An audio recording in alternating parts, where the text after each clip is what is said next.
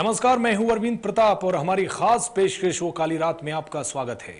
26 जून यानी संपूर्ण क्रांति की सालगिरह के मौके पर नक्शा न्यूज अपनी खास पेशकश वो काली रात के जरिए एक विशेष रोशनी डाल रहा है उन तमाम आंदोलनों पर जब आम भारतीयों ने आंदोलन की कमान अपने हाथों में ली थी, जिसकी अगुवाई लोकनायक जयप्रकाश नारायण कर रहे थे।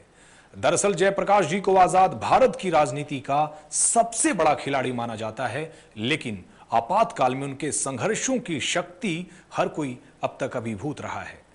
आखिर किस आधार पर हम उन्हें 75 का परमवीर कह रहे हैं, देखिए हमारी खास पेशकश वो काली रात में। संपूर्ण क्रांति अब नारा है, भावी इतिहास हमारा है। ये आजाद हिंदुस्तान की राजनीति का सबसे बड़ा शंखनाद था, जिसने इंदिरा इज इंडिया कहे जाने वाले दिग्गज सियासी रानी की चूलें हिला दी थी। जी हां, हम बात कर रहे हैं लोकनायक जयप्रकाश नारायण की, जिन्होंने 1974 के बिहार आंदोलन से व्यवस्था बदलाव के लिए सबसे बड़े लोकतांत्रिक संघर्ष का बिगुल फूंका था।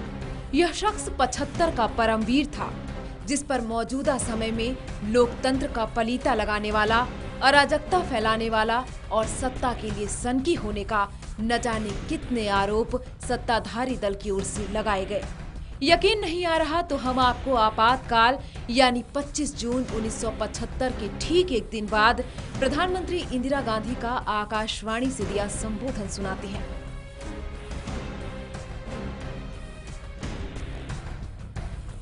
लोकतंत्र के नाम पर खुद लोकतंत्र की राह रोकी जा रही है। आंदोलनों से माहौल सरगर्म है और नतीजतन हिंसक घटनाएं हो रही हैं।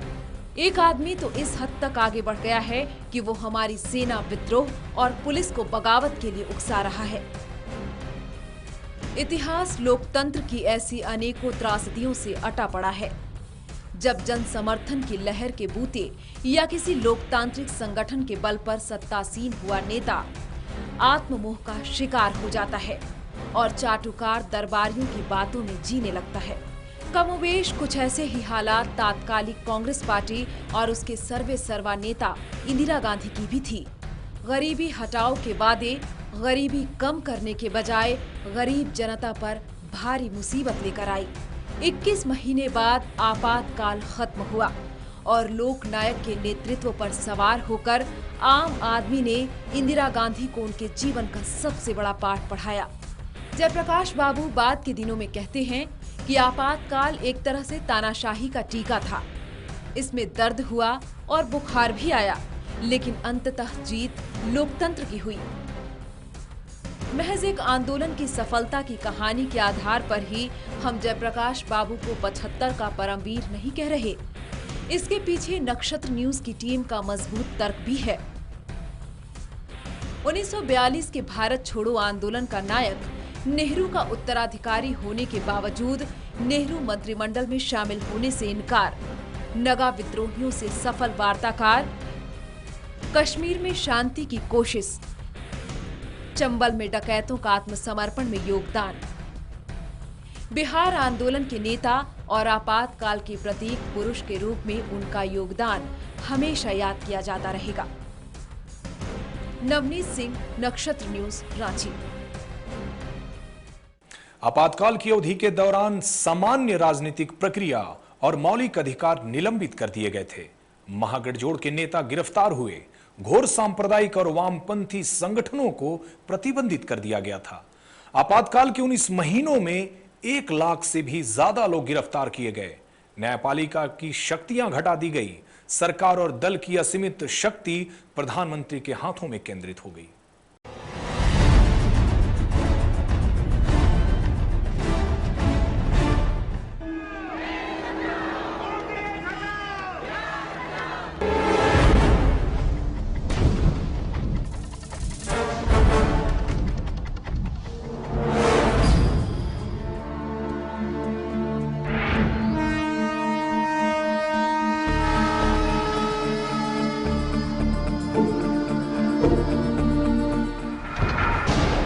उन्नीस 1975 की तपती गर्मी के बीच अचानक भारतीय राजनीति में भी एक बड़ी बेचैनी दिखी।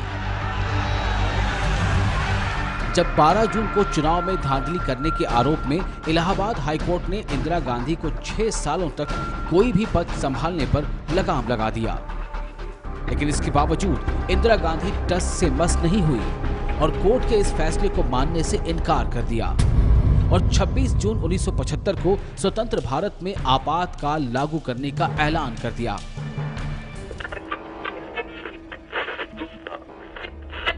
ये आकाशवाणी है। अब आप प्रधानमंत्री श्रीमती इंदिरा गांधी का राष्ट्र के नाम संदेश सुनिए। भाइयों और बहनों, राष्ट्रपति जी ने आपातकाल की घोषणा की है। इससे आतंकित होने का कोई कारण नहीं है। चुनाव स्थगित हो गए, नागरिक अधिकारों को समाप्त करके मनमानी की गई, आंतरिक सुरक्षा कानून के तहत राजनीतिक विरोधियों की गिरफ्तारी की गई, जयप्रकाश नारायण, अटल बिहारी वाजपेयी, जॉर्ज फर्नांडिस समेत लाखों नौजवानों को जेल में ठोस दिया गया, जिसे 75 के नायक जयप्रकाश नारायण ने भारतीय इतिहास की सर्वाधिक काली अवधि का उपमा दिया। इसी क्रम में संपूर्ण क्रांति के नारे के साथ जयप्रकाश नारायण ने इंदिरा गांधी की सत्ता को उखाड़ फेंकने का बिगुल फूंक दिया। समय के साथ लोग जुड़ते गए और कारवां बनता गया। आपातकाल लागू करने के लगभग 2 साल बाद विरोध की लहर तेज होती देख प्रधानमंत्री इंदिरा गांधी ने लोकसभा भंग कर चुनाव कराने की सिफारिश कर दी।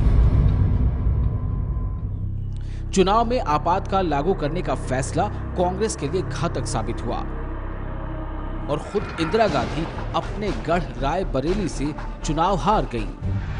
जनता पार्टी भारी बहुमत से सत्ता में आई और मोरारजी देसाई प्रधानमंत्री बने।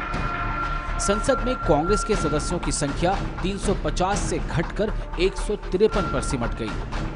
कांग्रेस को उत्तर प्रदेश, बिहार, पंजाब, हरियाणा और दिल्ली में एक भी सीट नहीं मिली और 30 सालों के बाद केंद्र में पहली बार किसी गैर कांग्रेसी सरकार का गठन हुआ, जो भारतीय इतिहास का एक अद्वितीय काल है।